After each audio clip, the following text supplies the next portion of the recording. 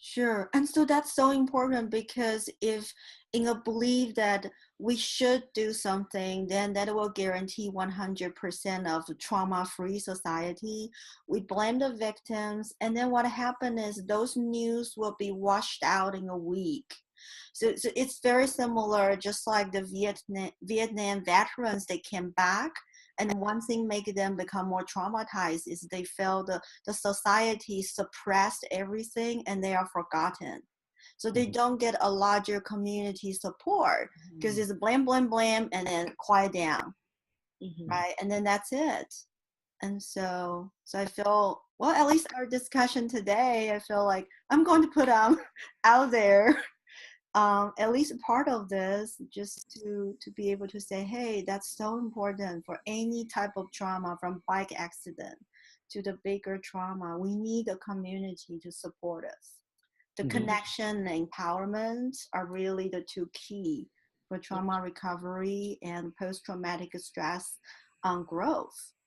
Yeah. Well, in the disaster psychology on resilience, the two legs are really close to what you just said, and that is empowerment is one leg.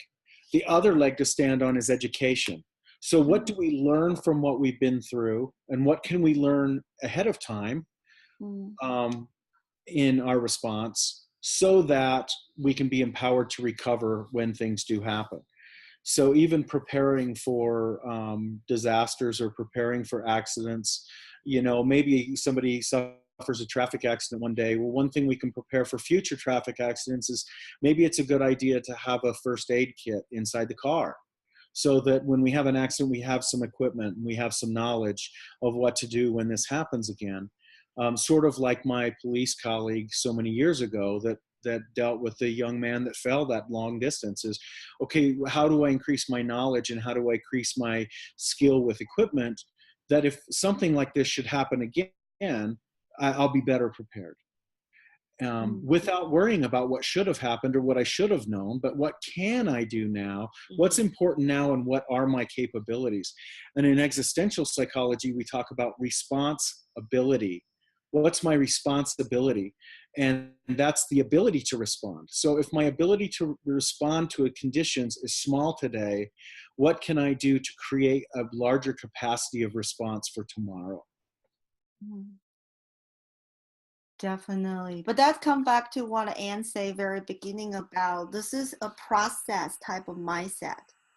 It's a different mindset. It's like really embracing that we will continue to learn and grow.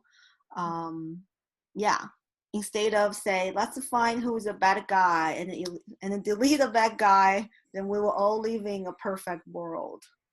Right. I think one of the other empowering things too, when somebody, like you say, that it becomes a media thing, but I think it's a cultural thing, people blame the victim, is to help victims to understand that they need to cut out or cut away or get rid of the things that are not helpful to their recovery.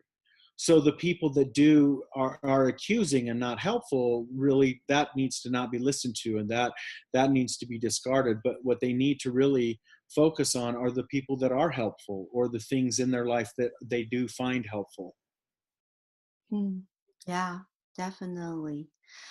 Cool. Thank you, guys. This is so cool. I love this dialogue and conversation. Yeah, it was great.